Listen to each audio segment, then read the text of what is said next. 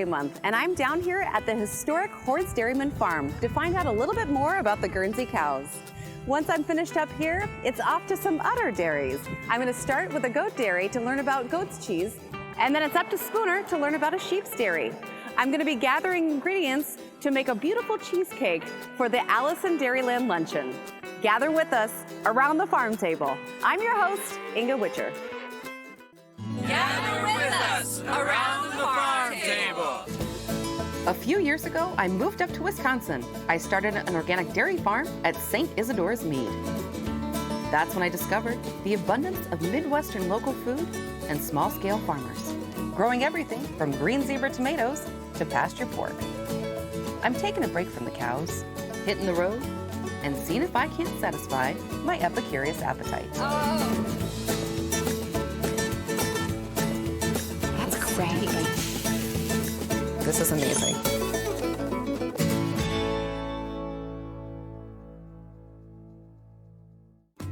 Around the Farm Table is funded in part by Wisconsin Farmers Union, Heartland Credit Union, and Friends of Wisconsin Public Television.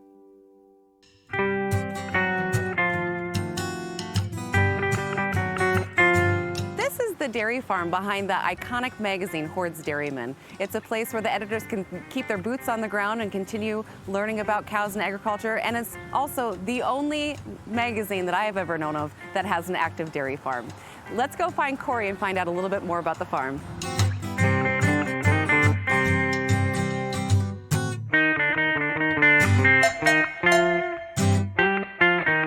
Hey there, Corey. Hi, Agna. Hey, Maggie, will you take her for me? There you go, thank you. What are you up to right now?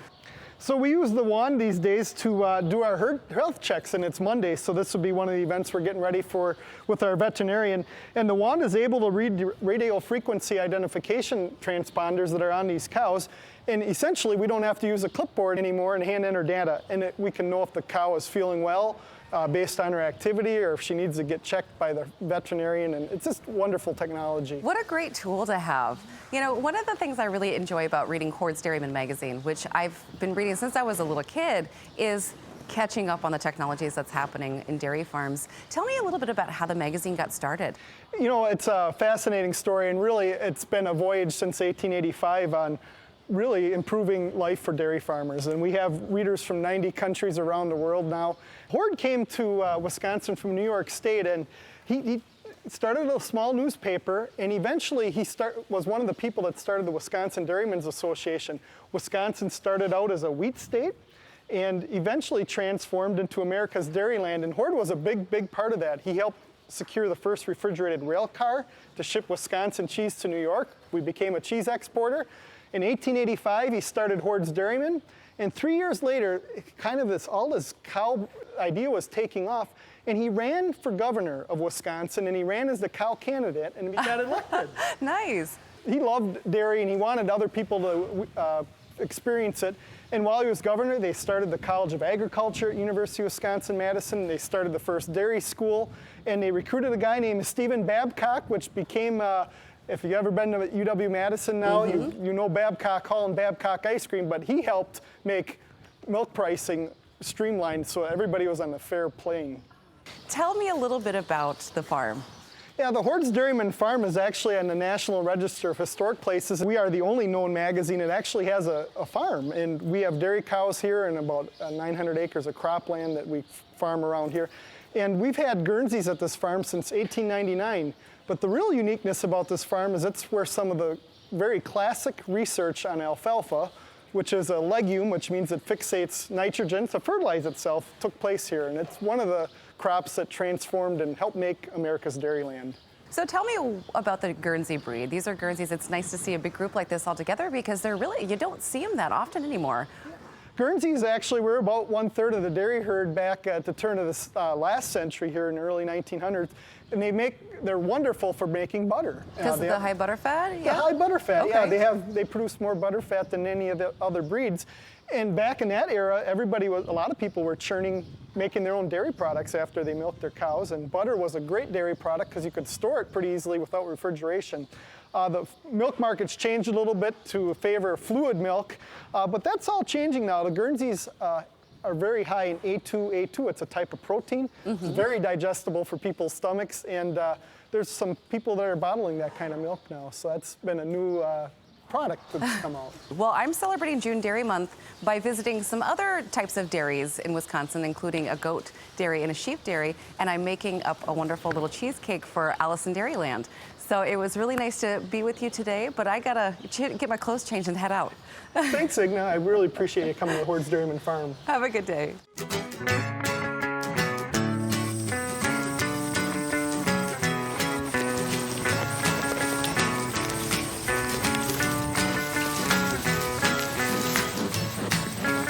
Wisconsin's known as the dairy state, and when we think of dairy, we think of cow's milk. But Wisconsin's the leading producer of goat's milk in the whole United States. There's over 165 farms here, and Bifrost Farm is just one of them. Let's go say hi to Meg and find out what a farmstead creamery is. Hi, Inga. Good to see you. It's nice to be able to be here. I've been kind of following your progress on social media, and it's nice to be in the actual creamery. Yes, it's nice to have it finally. So tell me a little bit about your farmstead operation here. Explain to us what farmstead is. Farmstead means that all the cheese that I make comes from the goats that I milk on my farm, not from anywhere else. All right. So there's not too many farmstead operations. And you're sort of a micro dairy, just like myself. Very micro.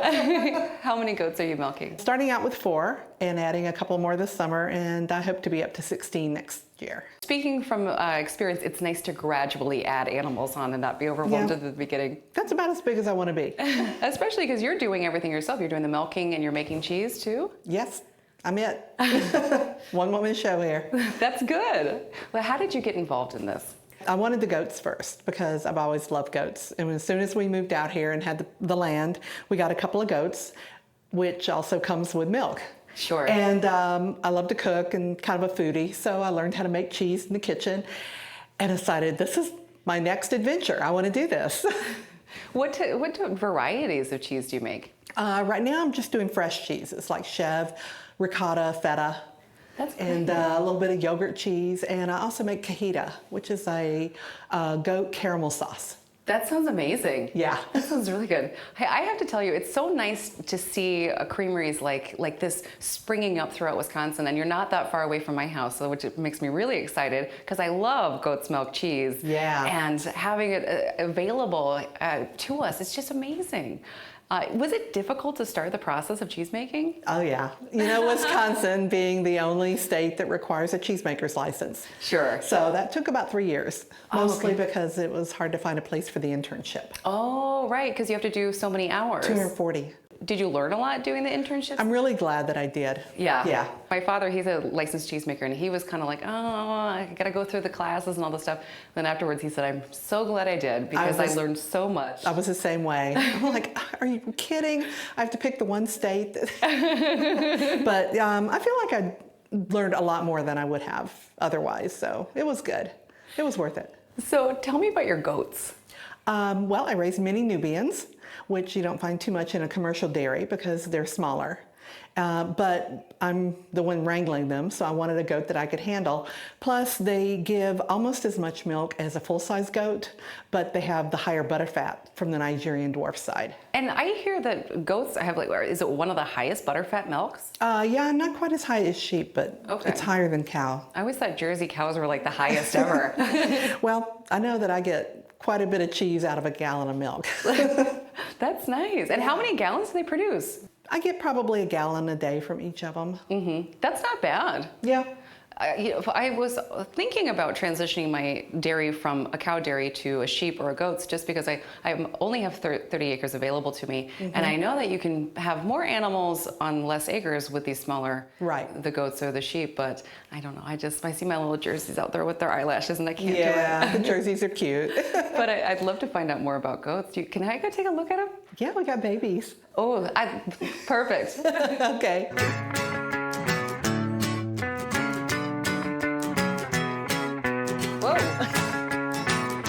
Meg, I think I want to get goats now. I like how friendly they are. Oh, I love them. I don't know. I don't love it when they chew on me, but well, you know, they're not just.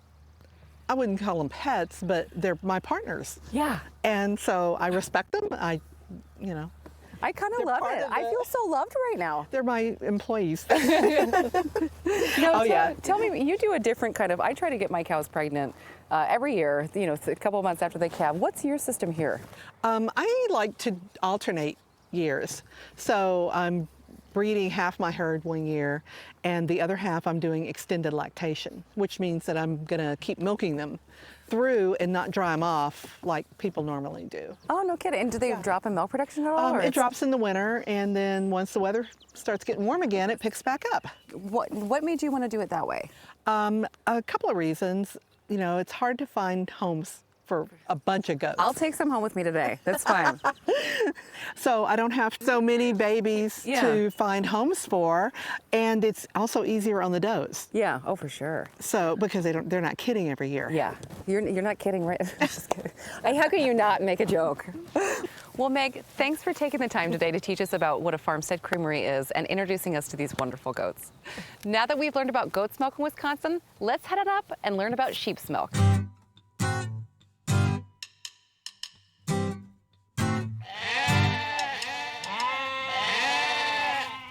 Hey, Phil, how are you doing today? I'm doing good, Inga. How are you? Oh, really well. Nice to see you. Yeah. Hey, I've been trying to get up to the Spooner Research Center here for years and years, but I finally got up here today. Tell me a little bit about what's happening here.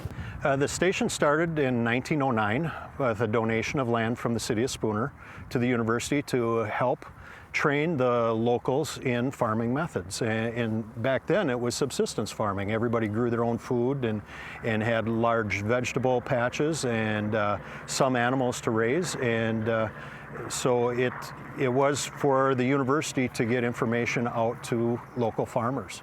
And there's ag research stations across the state, but we're pretty much the furthest north one that does production ag work, and that by I mean crops. And our animals that we have is we have sheep, and it's a little different sheep farm because we milk sheep. And it's a neat place to work with a lot of different research projects going on. Mm-hmm. Now, we're kind of having a celebration at my farm later on for celebrating Dairy Month Yes. and all the different dairy in Wisconsin. Is there a lot of sheep dairies here in Wisconsin? There's about 20 sheep dairies in Wisconsin. We Okay. gain a few each year and we lose a few Yeah. sometimes, but it is gaining popularity throughout the United States and North America. Mm-hmm. And we're members of the North American Sheep Dairy Association. And last year, Wisconsin hosted the symposium. Oh, so did you guys have everyone up here? We hosted the symposium in Madison, and we toured one of the farms that was out of the Westby area, as well as a cheese plant on the way. Now, I've noticed there's some different colors on your sheep. Is that part of the research or just? Yes, we're doing a research trial right now where we're milking either twice a day or once a day. A little bit early. We're seasonal milkers where we lamb in January, February, March, and then we milk through September. And normally once their production level's low enough, we drop to once a day milking. Well, we're seeing if we could drop to once a day milking a couple months early, and we didn't want to run them all through the parlor, so we sort them going through the parlor. Research has a lot of extra work at times, and this is part of the extra work that we have. But we color-coded the sheep so that we can say the greens go in one pen, the blues go in another, and the red and orange go in the milking line at night. And then they're all put back together, and they're all milked in the morning. What other kind of research are you trying to find out about sheep? We've done a lot of milk production as far as what their feed is, protein level, different forages level, grain level for their energy, and if they need added protein. And we've done a lot of research on lamb raising, the fat content in their milk replacer, and different feeding strategies as we're growing the replacement ewe lambs, and last year did a grazing parasite trial. So. What a great resource for folks in Wisconsin and probably throughout the United States to be able to tap into to find out about sheep and how to do it and how to make their farms better. Yes, we get calls from all over the United States and the Wisconsin producers. I had the Wisconsin producers call today, and we just talked about a number of different production related things. And then I've got calls from people all across the United States. That's fantastic. Well, hey, I got a few extra minutes. Can I help you guys milk? I'd Sure. love to see your parlor. Sure, yeah, more the merrier, and it's a good experience to milk sheep.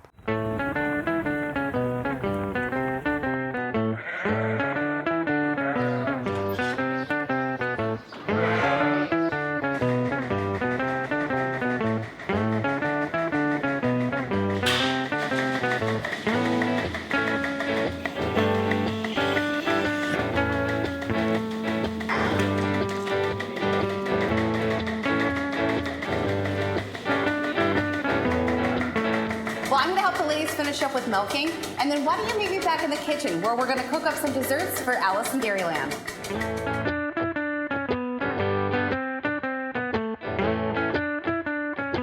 I'm honored to be able to bake up a cheesecake for Alice in Dairyland. Alice is the ambassador for Wisconsin agriculture. Each Alice takes a full year to travel the state and around the country to promote Wisconsin agriculture. And I'm not just talking about dairy farms, I'm talking about the mink industry, the cranberries, potatoes, everything we have going on here in Wisconsin. And I think as a farmer, it's wonderful that we have this resource of this woman who can be the voice and tell people what we're doing and promote all the wonderful things that we do here on our farms. I thought a cheesecake might be the perfect thing to make for our little afternoon tea because it's June Dairy Month. And in this cheesecake, I wanted to celebrate all of the dairy here in Wisconsin by adding some goat cheese to the cheesecake. We actually are the #1 state for goat's milk, for producing goat's milk. And I think it's a lovely tangy addition to this cheesecake here today.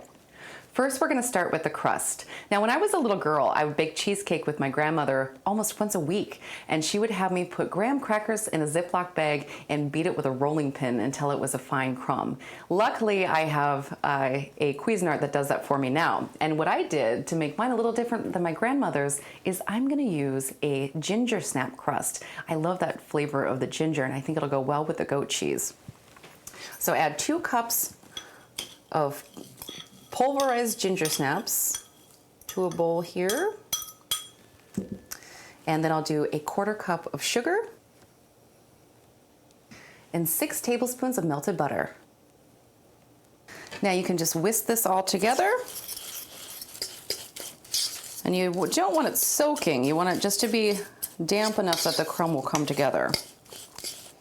Okay, and now I'll just pour that right into my springform pan. Now, using your hands or a measuring cup, you just want to spread out your crumb and then push it about halfway up the sides of your pan. When you're pushing that crumb, and try to get it as even as possible so that each piece has about the same amount of crumb. It just makes for a nicer experience when you're eating it. Okay, well, I'm going to set that to the side and we'll make the filling. First, I'm going to start out with the goat cheese. And I'm excited for this. I really like that flavor, that zinginess of the goat cheese, and I think it's nice to use it in baking instead of just more savory dishes like I usually do. And next is the cream cheese. Now, cheesecake has been around since ancient Greece. It was actually served at the very first Olympics to the athletes. It was thought to be a health food and give them tons and tons of energy. So I have 2 8-ounce packages of cream cheese. And then I'm gonna add some sour cream. You could also use some creme fraiche too. And my grandmother always mixed up her cheesecake with her old blender, so I'm gonna do the same. And this is gonna allow me not to overmix anything too. Now that everything's mixed up nicely, I'm gonna add 4 eggs, 1 egg at a time. And I wanna just gently stir those into my cheese mixture here. I love having chickens this time of the year because the yolks on the eggs get to just be such a beautiful orange color. And that's because of the grass that they're out there eating right now. So just gently mix in your egg. And after each one is incorporated, you can go ahead and add the next. So here's number 2. One of my favorite parts about being able to farm is to have these ingredients here on my farm, whether it's from my garden or my chicken coop or from the cows. It's a way of making the things I make a little bit more special for my guests. And I really, it's worth all the work in the early mornings to be able to offer my guests something special right from the farm. And now that the eggs are in, I'm gonna add my sugar and a little bit of vanilla for flavor. And again, just gently mixing that in. Now that everything's incorporated, it can go right into my crust. I think this is gonna be delicious. When I bake cheesecakes, I always get a little bit nervous that the top's gonna crack, but it's okay because I have a wonderful homemade blueberry topping that I can put on top to disguise it if it does. Now you want to cook this low and slow and pull it out of the oven when it's still a little bit jiggly so you don't overcook it. I'm going to pop this in the oven, and then why don't you meet me down at the barn to celebrate with the Alices?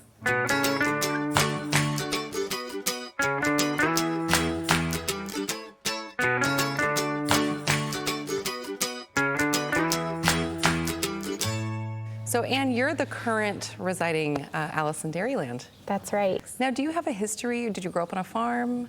I did not grow up on a farm. I'm the first generation removed from the farm, which I think is one of the unique things about the Alice in Dairyland program, as well as Wisconsin's agricultural industry. You don't have to have grown up on a farm to be involved in the industry by any means. We're all affected by it. It contributes $88.3 billion to Wisconsin's economy each year. So knowing that large impact, I wanted to get involved somehow. And I did show dairy cattle growing up. That's how I got my start in agriculture, was through 4-H. And through that opportunity, I had the chance to interact with some of the most supportive people I've ever had the pleasure of meeting. And so being able to give back to them by serving as Alice in Dairyland and promoting this industry is just a wonderful opportunity.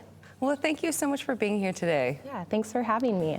Well, she's Wisconsin's sales lady with a crown. She plays a very big role in educating folks. I was so proud to represent Wisconsin agriculture. Every year, there's a different Alice that comes from a different background. It's such a unique experience to be Alice. Mary Ellen, thank you so much for being here with us today. It's wonderful to see all these different generations of women who've been Alice in Dairyland. Explain to us, what is Alice in Dairyland? Well, the spokesperson for the dairy industry, dairy and agricultural industry of Wisconsin. And at the time I was chosen, I was a sophomore in college at the University of Wisconsin in Eau Claire, and then moved to Madison to travel, and I did 53 cities throughout the United States that year. Wow. And what kind of experience did you have? Did it help you kind of build you for the future? Or? Oh, it was a marvelous experience. You did radio and television interviews, and you called on utility companies, and you gave food demonstrations, which was a lot of fun, using dairy products, and then I ultimately ran a little food specialty shop with my mom in downtown Madison at 129 State Street, just a block down from the Capitol. Oh, lovely. So. And then what did you go on to do for a career? Well, then I finished my undergrad and my graduate work, and then I joined the Jolly Green Giant Company and did radio and television for them, was their spokesperson. And what year were you, Alice? 1953. Fantastic. I wonder, it must be interesting to see how much agriculture has changed from 1953 until the present day, with just all the technology we have and everything nowadays. Oh, that's true. That's true. And well, thank you so much for coming to the party today. It was fun to come. Thank you for having me. Enjoyed it.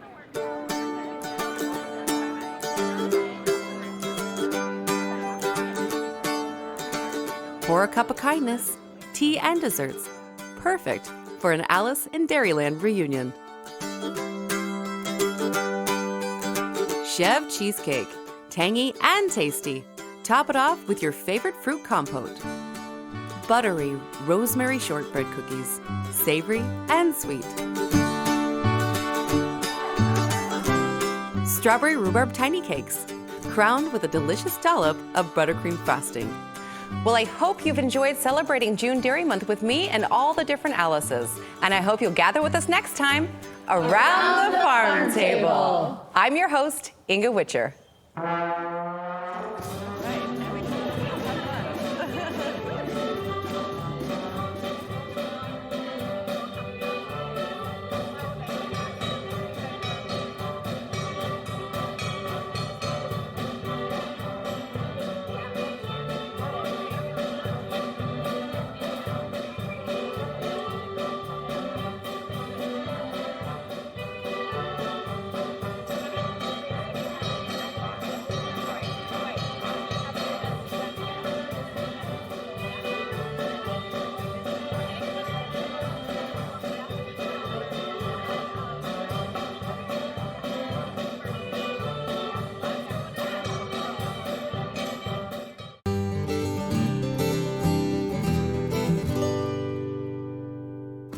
Around the Farm Table is funded in part by Wisconsin Farmers Union, Heartland Credit Union, and Friends of Wisconsin Public Television.